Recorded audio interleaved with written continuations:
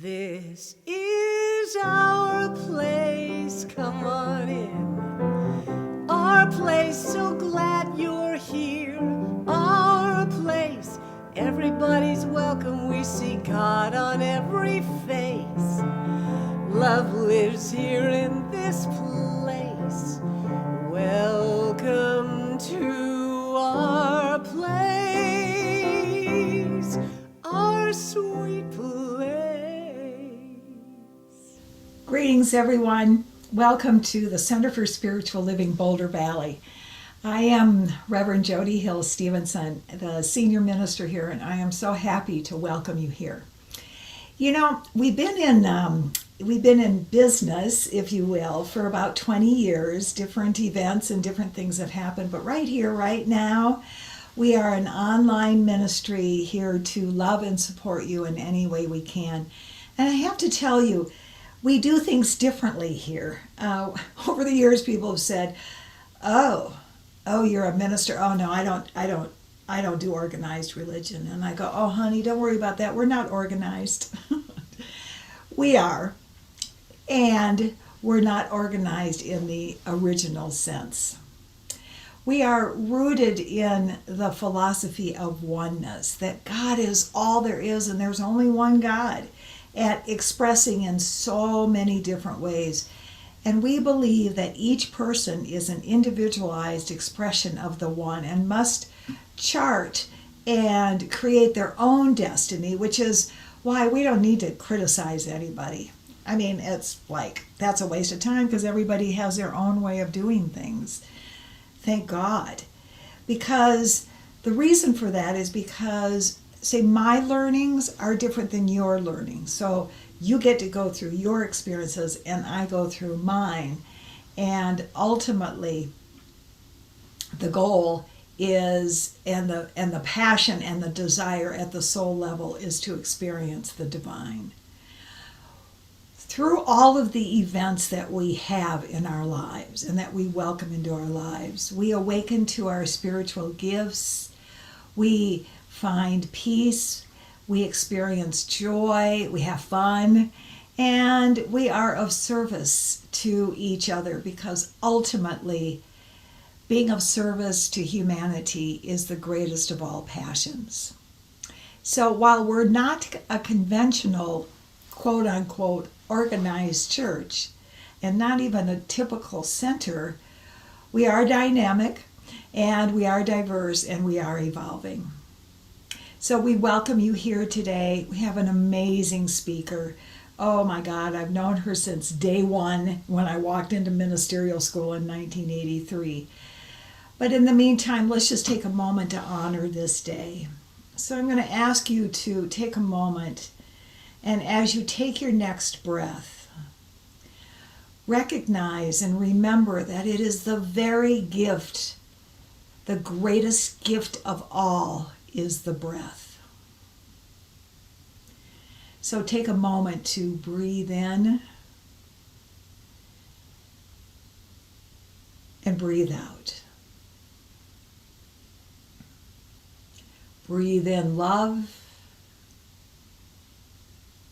and release kindness. Breathe in compassion and release passion. We recognize that today is a very special day because it has never happened before, nor will it ever happen again.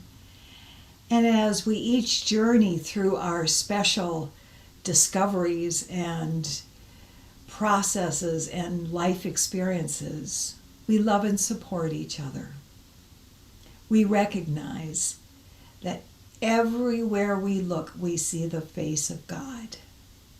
And so we give thanks for this day on this side of the equation where we can hug and smile and laugh and play and cry and do all the things that we do as human beings. We give thanks for our community, our beautiful Center for Spiritual Living, Boulder Valley community. And together we say, thank you, God, and so it is. Amen.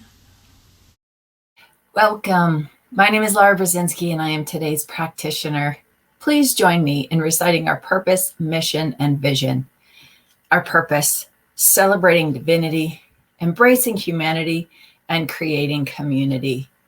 Our mission, providing tools and support to awaken our community to its spiritual magnificence. And our vision, inspiring and uplifting every one of us to transform the world. I'd like to point out this white candle next to me. It is here to remind us of the light that is within each and every one of us, and it is always shining within. I have some words for us today on simplicity. The first step in crafting the life you want is to get rid of everything you don't. Joshua Becker.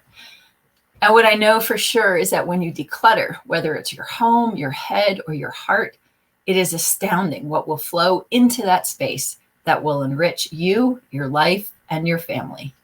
And from our founder, Dr. Ernest Holmes, the divine plan is one of freedom. The inherent nature of man is ever seeking to express itself in terms of freedom, because freedom is the birthright of every living soul. And our affirmation today I let go of anything that doesn't serve my highest good.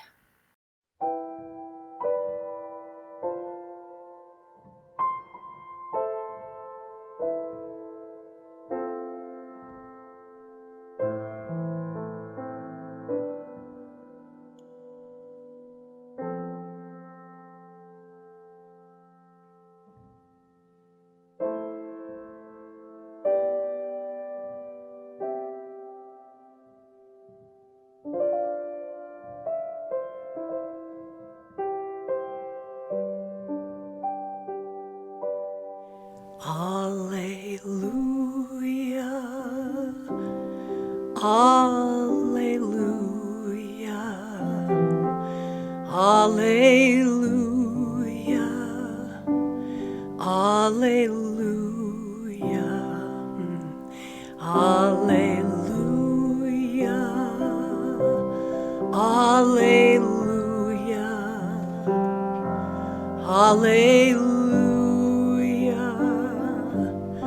Hallelujah,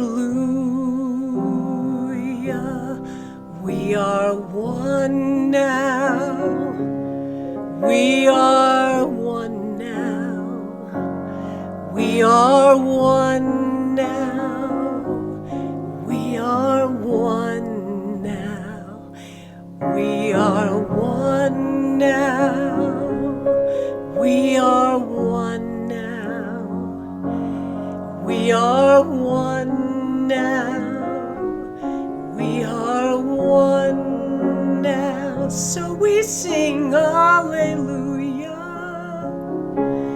hallelujah, hallelujah, hallelujah,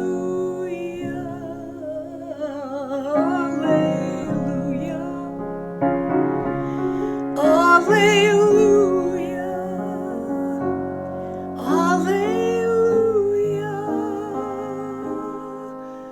hallelujah,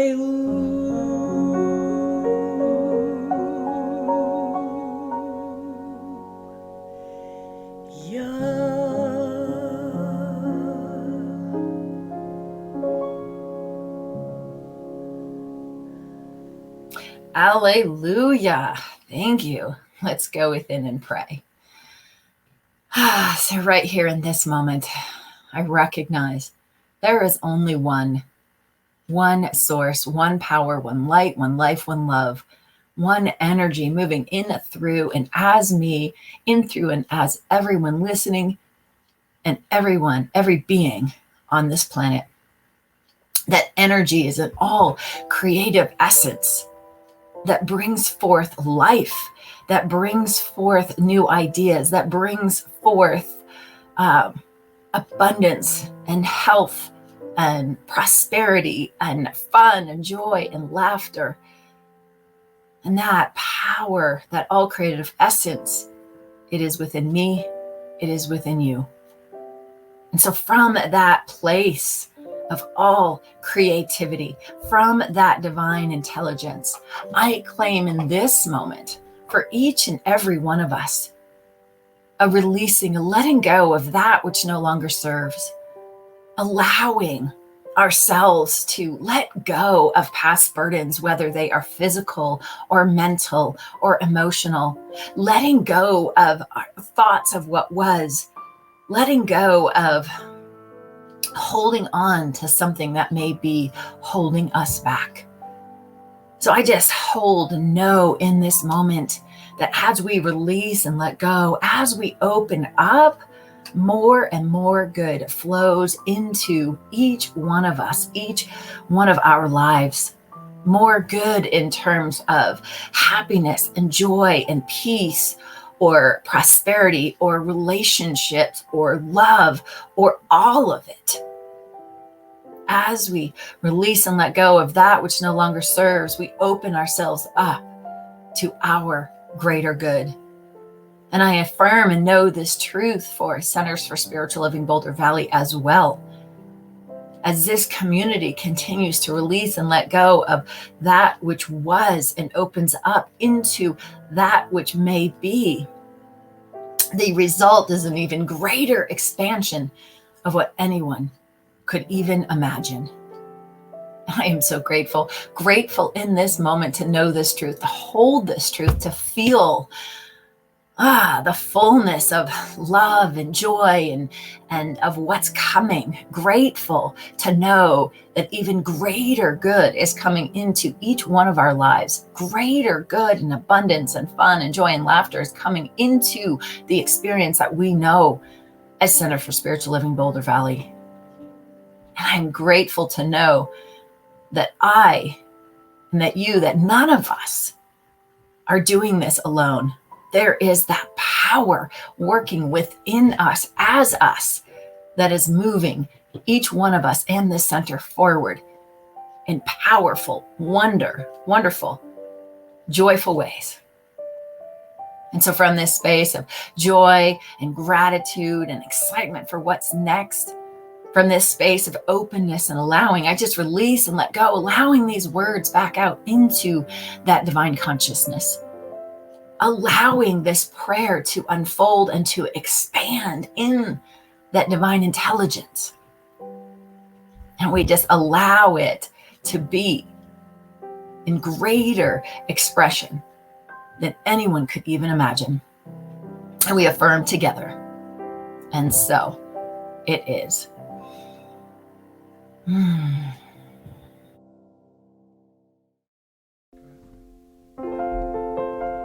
This is one of my tunes called When It Rains in Colorado. And it seems like it might not be a song about, living your life well or simplicity or abundance or any of those things. But seriously, friends, what could be better than just listening to the sound of the rain in Colorado and looking at the mountains? Nothing really.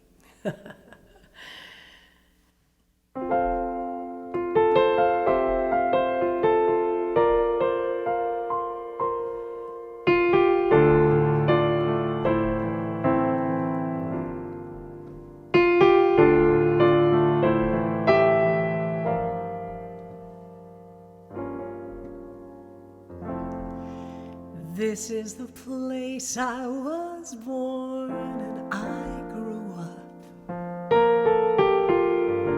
This is the place I met you and we fell in love. This is the place we had our son. No better place anyone could come from. When it rains in Colorado, it smells like summer pine. When it rains in Colorado, it sounds so sweet and fine. When it rains in Colorado, the mountains look like they touch the sun. When it rains in Colorado,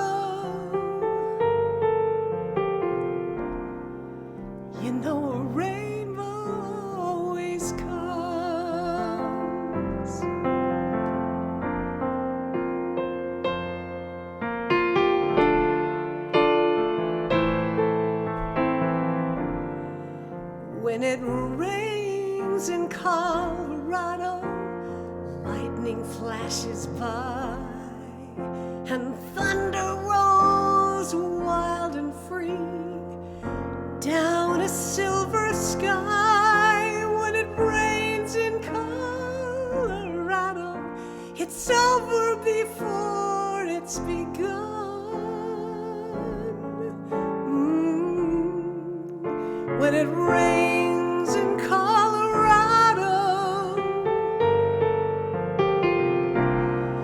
you know a rainbow always comes, and I know it's bound to snow. That's the way Colorado winters go. And I know this is where I belong. Colorado's in my soul, even when I'm gone. Now LA's got freeways, New York's got Broadway shows, Nashville's got country music, Minnesota's got the cold, Colorado's got sweet mountains, looks like they touch the sun. When it rains in Colorado, you know rainbow always comes.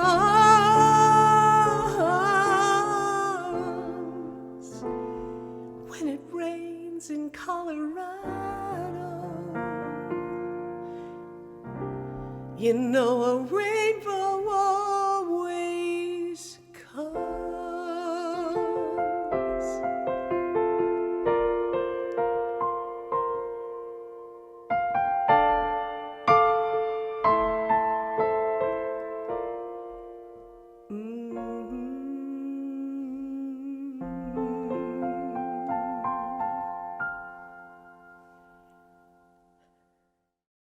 So I have known our speaker today since 1983. She was in a class ahead of me, 2 classes, I think. I was a freshman and she was a junior, I think, in ministerial school. And she was one of those, oh my God, does God have big plans for her? Even though she was younger than me, much younger, she was so profound and so amazing. I can't tell you how happy I am that Reverend Dr. Petra Weldes has said yes to being here with us today. She is the senior minister at the Dallas, Texas Center for Spiritual Living. She has won all kinds of awards, including the Ernest Holmes Award. She has contributed so much at the leadership level. And,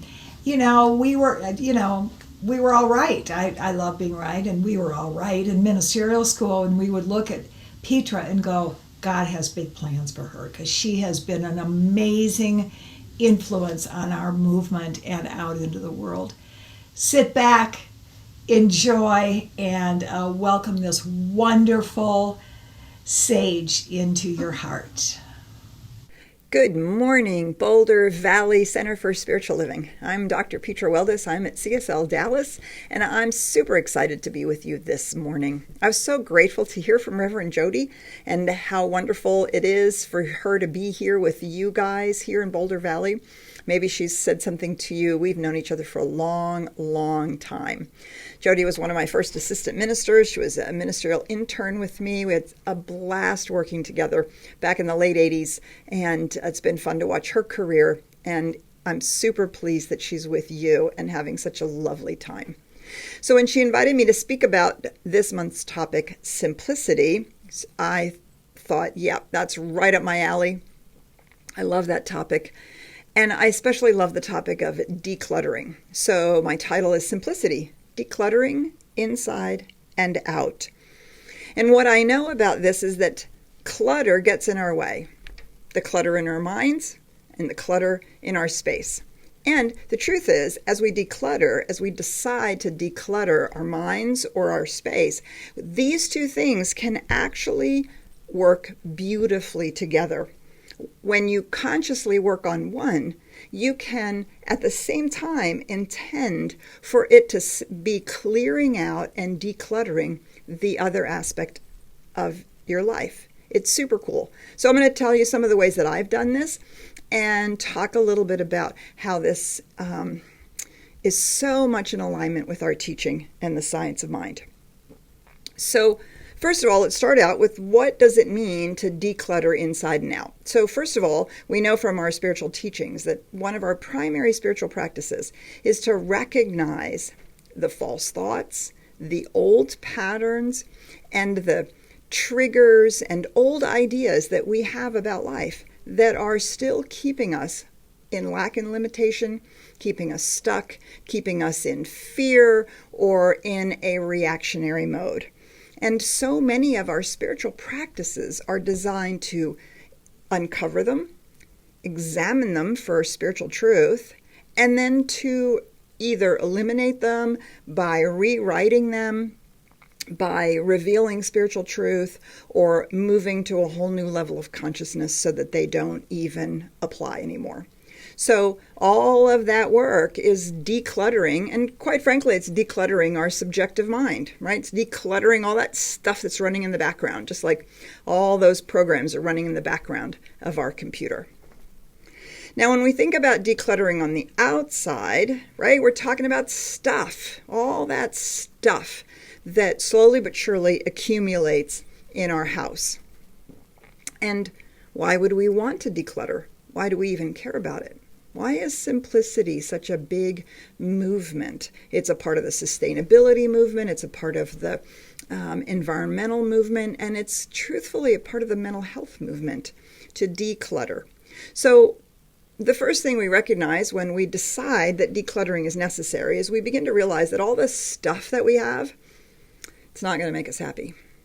I'll never forget when my son was really small, he got a little tiny allowance, I think for helping with the dishes. He got 10 cents a week and or 50 cents a month. Of course, that quickly escalated because I discovered that, based on inflation, that wasn't going to work. But it is where we started.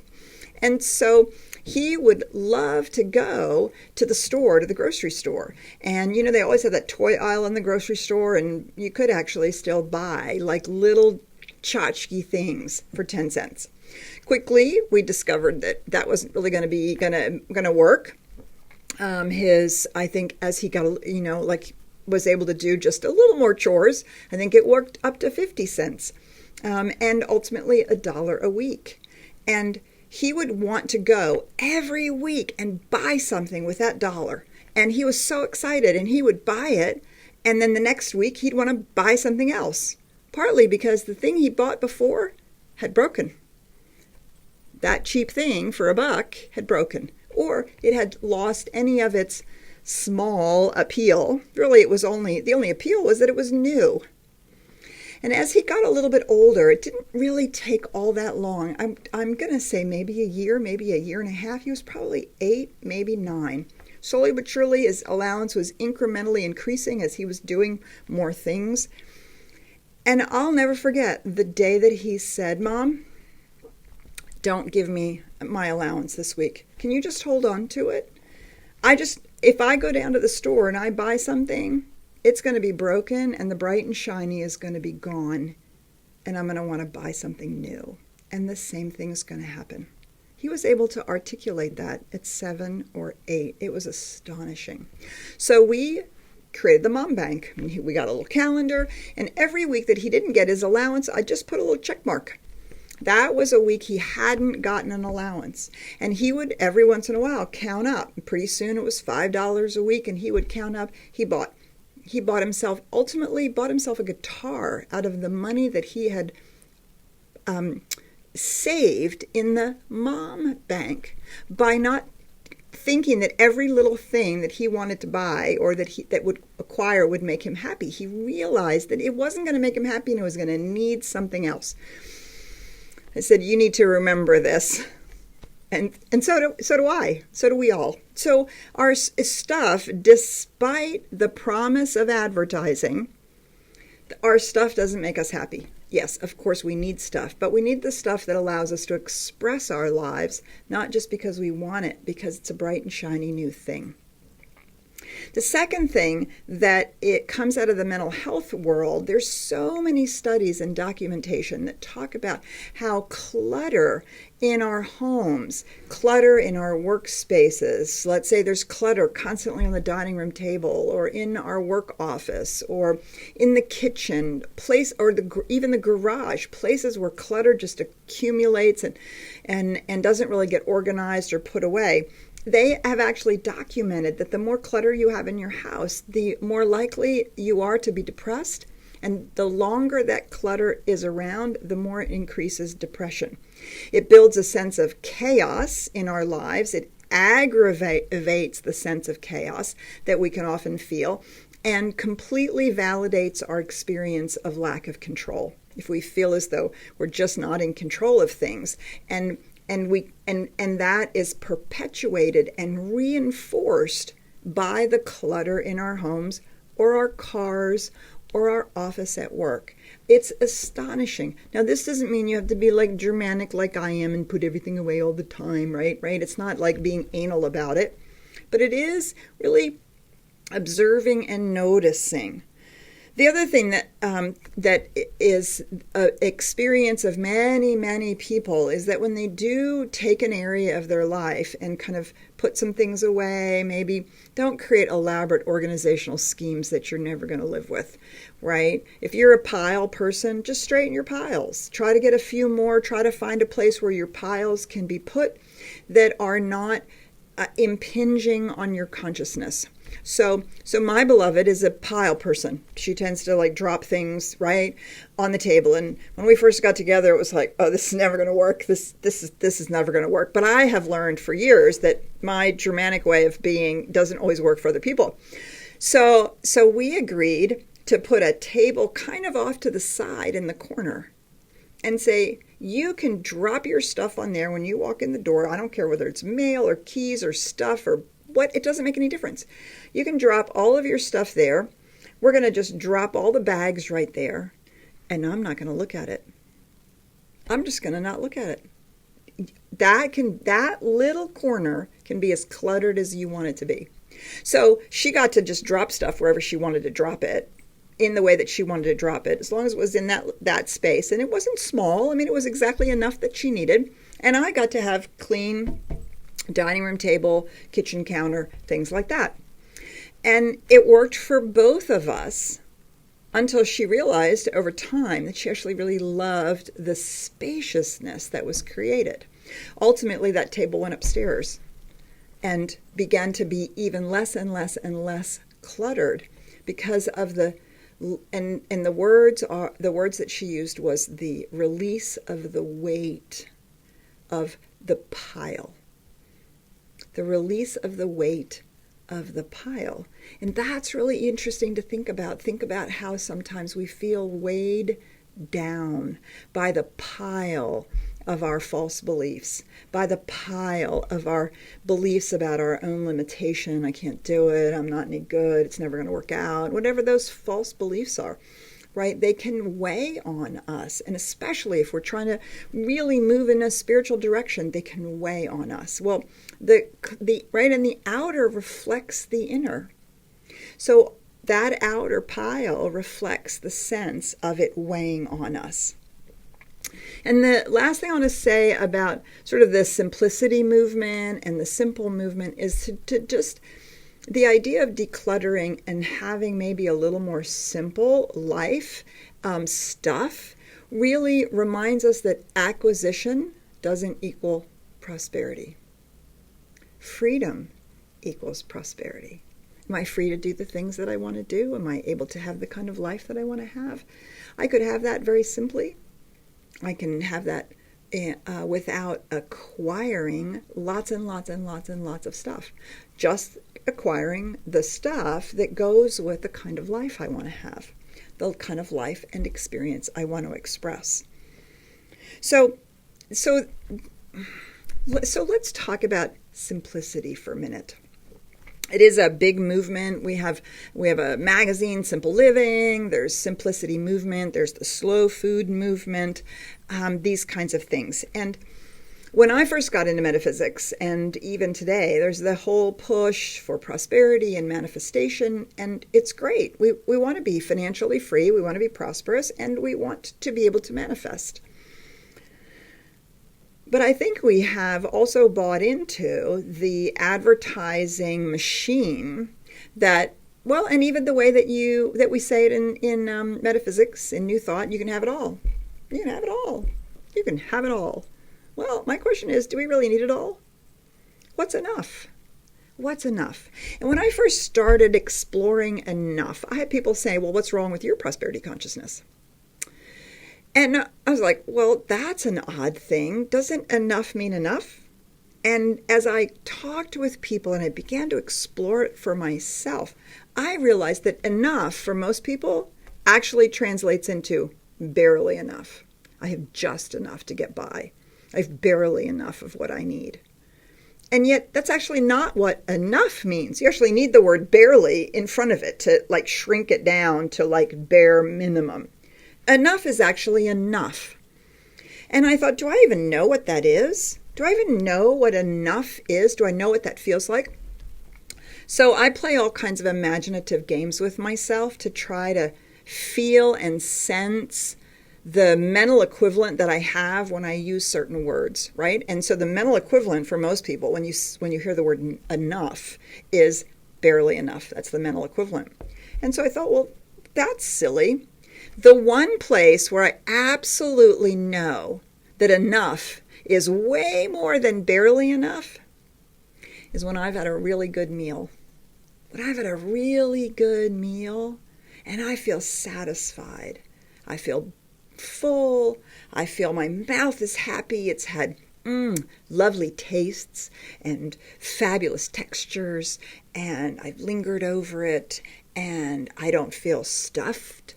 I don't feel, let's talk about that. How many times have we pushed back from the turkey at Thanksgiving or dinner and groaned with how much we've eaten? Oh, wow, I'm just so full. I should not have eaten that last piece of pie. Why did I think I could have one more pecan pie with ice cream, no less? Or that fourth helping of turkey and stuffing and sweet potatoes. And that's too much. That's too much. We want to stop eating before it hurts, right? To stop eating before it hurts while we're savoring and we feel full. Isn't that when we say, I've had enough. Yeah, I've had enough, which means I'm satisfied. I'm filled up and satisfied. I think that's what we're talking about when we talk about this simplicity of our lives. It's not about barely enough. It's about satisfyingly enough. And that's actually enough. So when we have enough stuff to decorate our homes the way we like, to travel the way we want, we have enough money to do the things we want to do, we have enough arts and craft supplies or tools in the garage or time to go to the lake or whatever it is, we have enough. We're satisfied.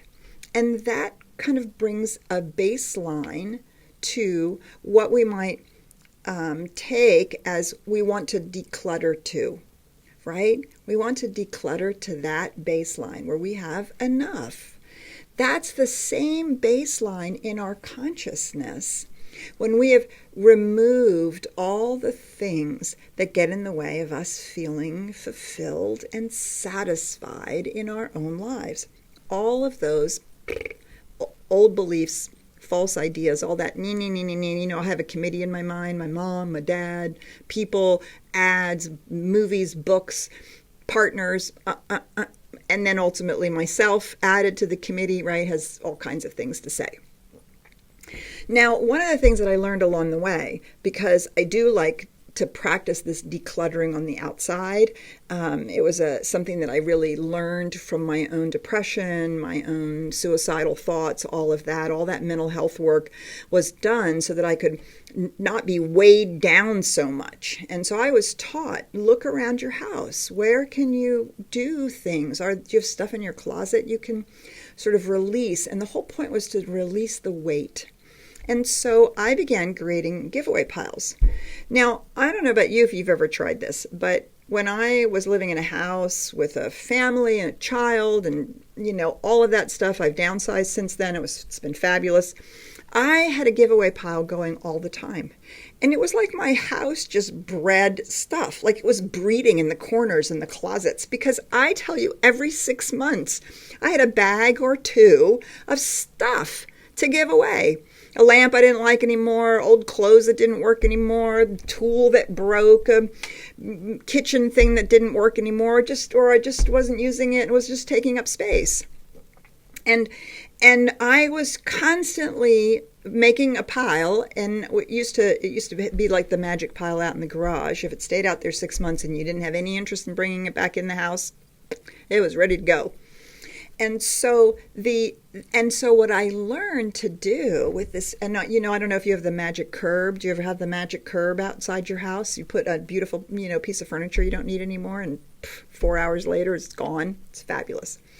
And I would say to myself, well, there's no point in having this stuff collect dust in my home when surely somebody's going to love this. I taught that to my son. His birthday and Christmas were so close together. It was such a massive onslaught of new stuff that we would do a clean out beforehand. And we would talk about, are you playing with this? Some little kid's going to love having this. If you haven't played with it in a year or two, you're older, it's not broken. Let's give it away. Somebody is going to love this. And so it's not like I can't have it. It's I don't need it, and actually somebody else does need it and want it. And it opened this place of generosity and sharing and freedom, right? What do we teach? Give so that we receive. Build that law of circulation. Every time I had stuff to give away, I felt so prosperous. Because, of course, I didn't give away trash, right? That goes in the trash can. But stuff to give away that wasn't being used, that wasn't necessary anymore, that somebody had outgrown or whatever it was, right? That created such a place of expansion and generosity rather than being weighed down by the stuff. And out of that comes the freedom, right? So the next thing I learned was, while I was making these piles and putting them into boxes and bags, I began to tuck into the box the belief or the thought that I was working on releasing. The other shoe's going to drop. I just never get it right. All my relationships fail. I don't know how to do healthy relationship.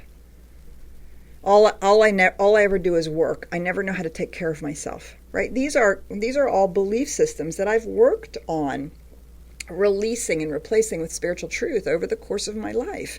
And so I would tuck those into the boxes that I was giving away. I would tuck them into the bags that I was throwing away in the trash can and intending to release them in this physical, metaphorical way. Oh my God, it was so powerful.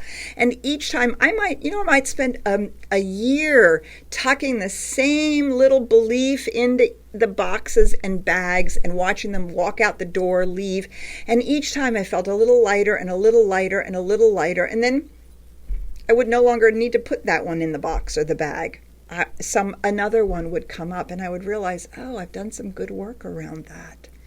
Do you see, they can totally support each other. And the more that I was releasing the weight of my limited thinking, the less quite frankly, the less I was fooled by advertising, thinking, well, if I bought that or had that or did that or looked like that then I would be happy.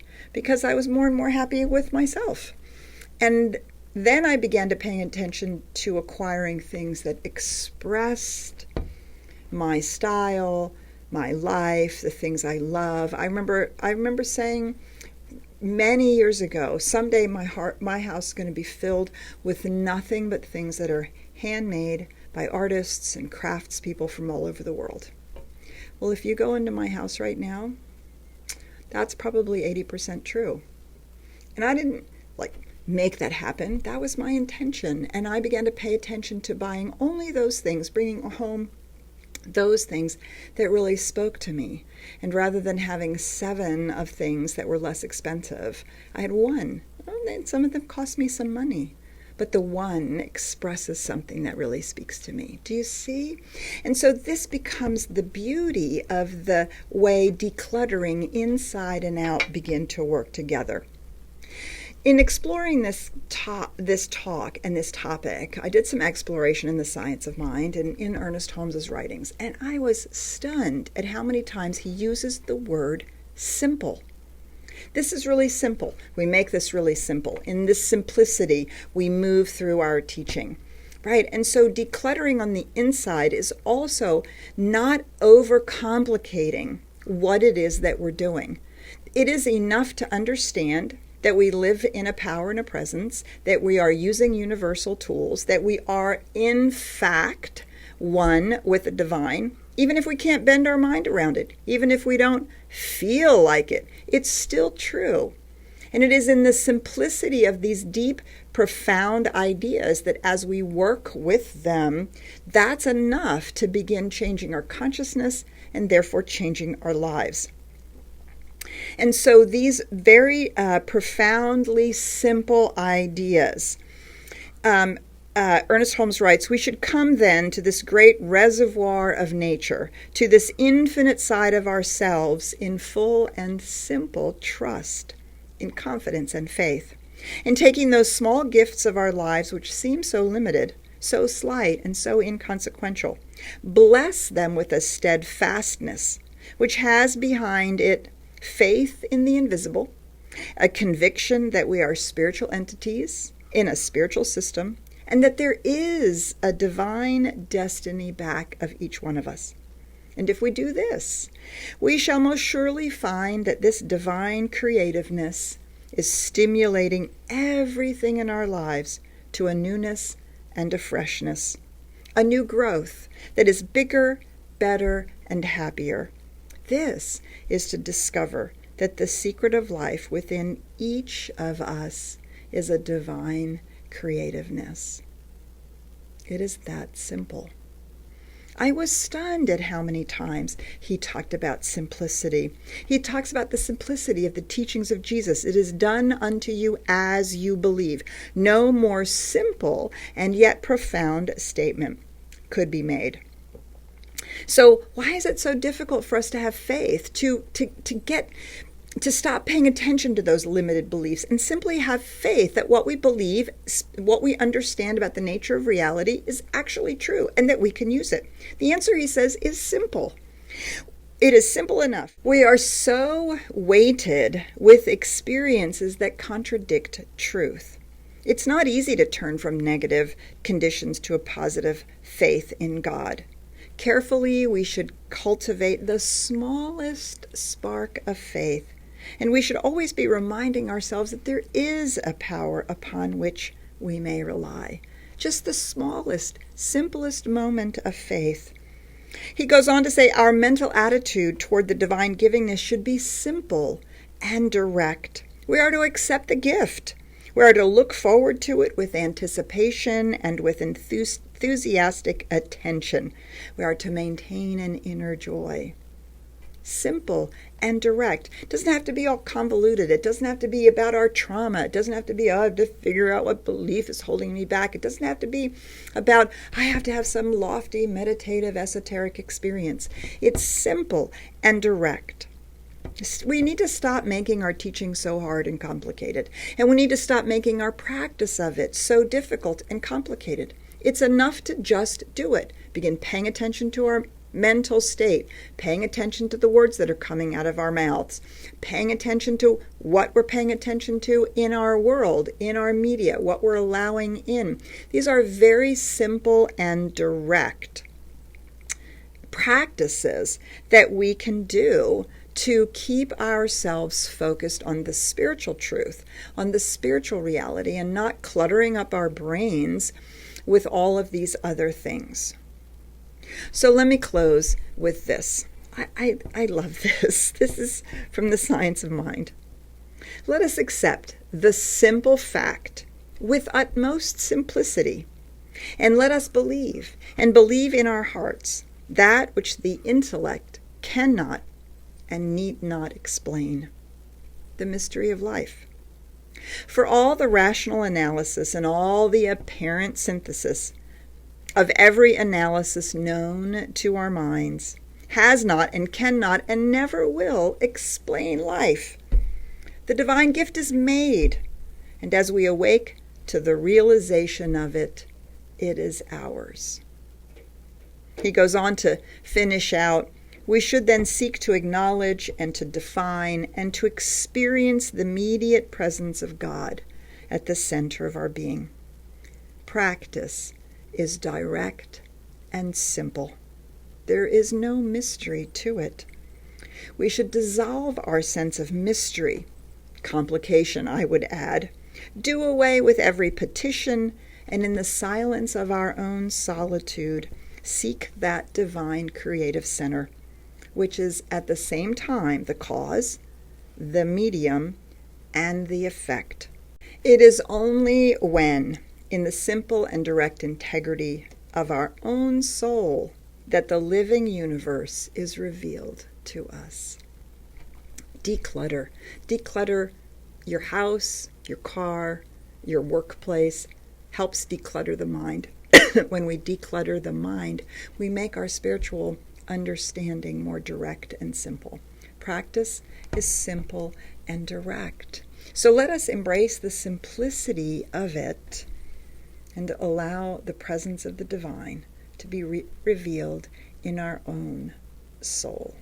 Thanks so much for letting me share with you this morning. Have a beautiful and blessed day.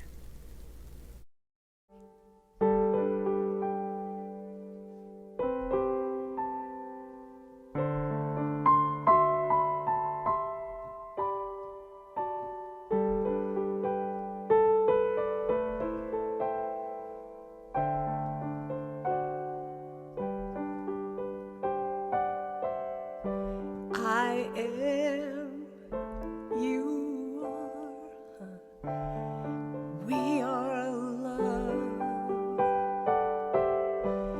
I am, you are,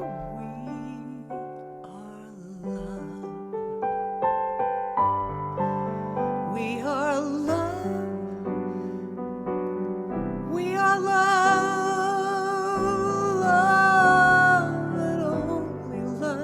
We are love.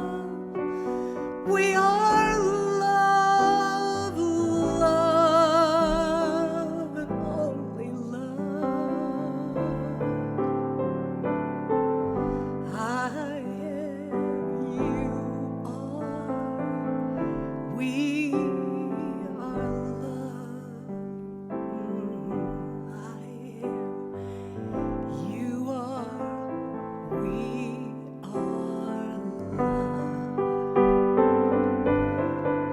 we are love. We are love, love and only love. We are love, love and only love. I am, you are, we are love. I am, you are, we are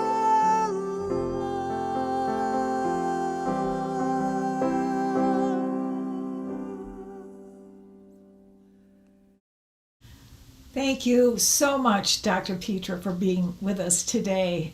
First of all, I know how busy you are. You have developed such a beautiful big church in Dallas, and we're so grateful that you're here. And as always, it's so great to see you. I mean, I think we were in homiletics together in 1984.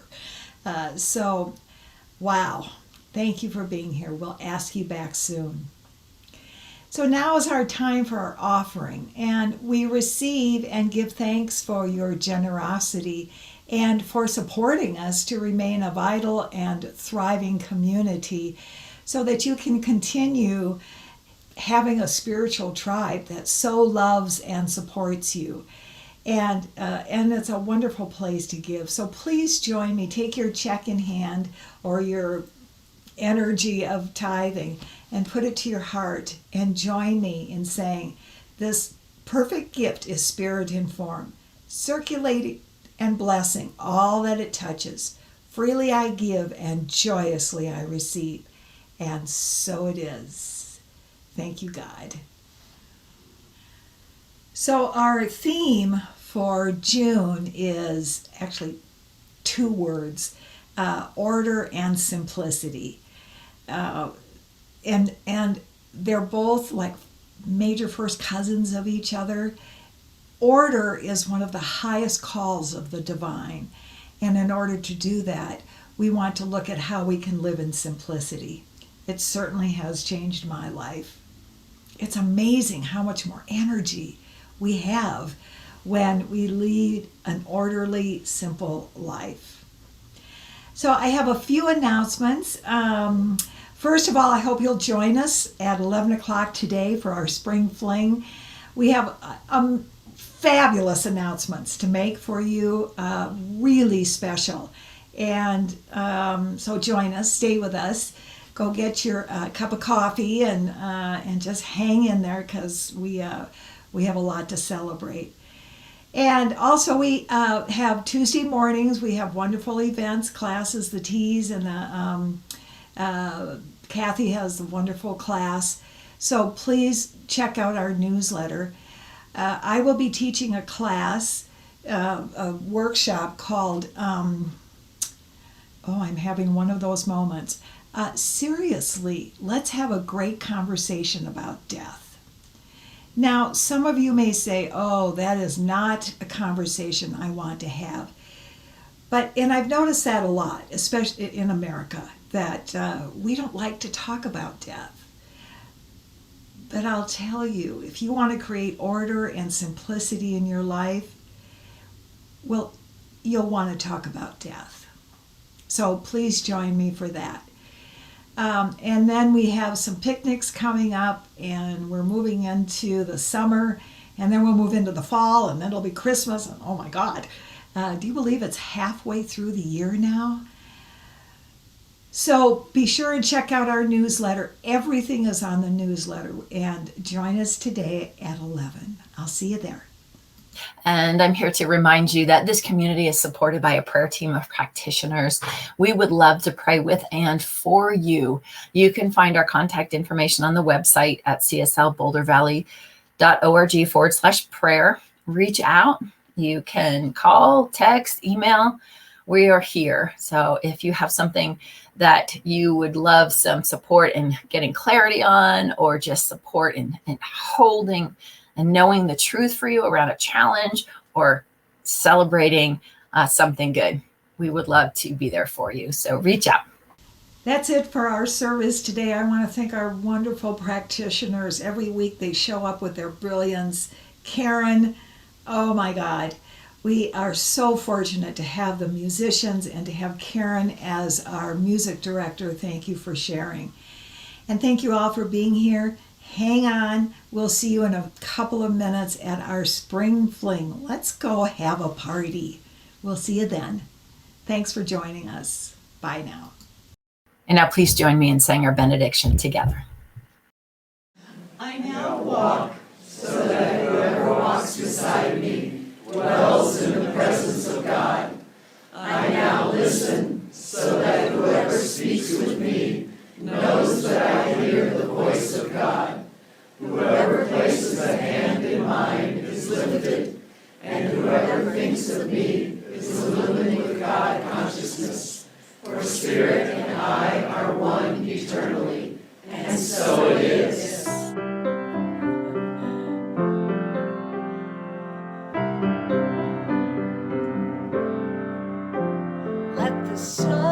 sunshine shine on you today. Feel that sunshine. What you cannot change, leave behind. Let that sunshine, yeah. Let the sunshine shine on you today. Feel that sunshine. Let go of your past, leave it behind. Let that sunshine, sunshine, come on. Feel God's sunshine. Feel that sunshine, feel it right here. Let that sunshine shine on you today. Let that sunshine. What you cannot change, leave it behind. Let that sunshine, sunshine, sunshine, sunshine, sunshine, sunshine, sunshine, sunshine, let it shine. Ooh.